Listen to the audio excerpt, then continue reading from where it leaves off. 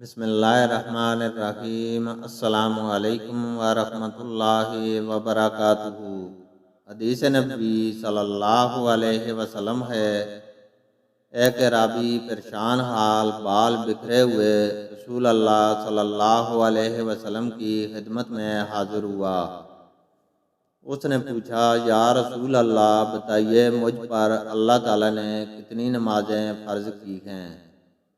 آپ صلی اللہ علیہ وسلم نے فرمایا کہ 5 نمازیں، یہ اور بات ہے کہ تم اپنی طرف سے نفل پڑھ لو۔ پھر اس نے کہا، بتائیے اللہ تعالیٰ نے مجھ پر روزے کتنے فرض کیے ہیں؟ نبی کریم صلی اللہ علیہ وسلم نے فرمایا کہ رمضان کے مہینے کے یہ اور بات ہے کہ تم خود اپنے طور پر کچھ نفلی روزے اور بھی رکھ لو۔ پھر اس نے پوچھا، اور بتائیے زکوٰۃ کس طرح مجھ پر اللہ تعالیٰ نے فرض کی ہے؟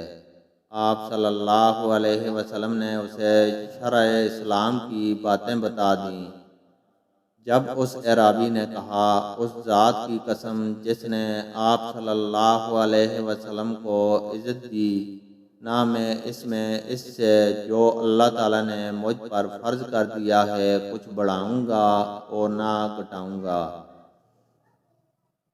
اس پر رسول اللہ صلی اللہ علیہ وسلم نے فرمایا، اگر اس نے سچ کہا ہے تو یہ مراد کو پہنچا۔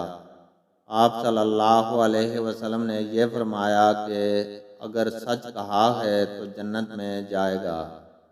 اللہ تعالیٰ سے دعا ہے کہ وہ ہمیں قرآن اور حدیث کو سننے، سمجھنے اور اس پر عمل کرنے کی توفیق عطا فرمائے۔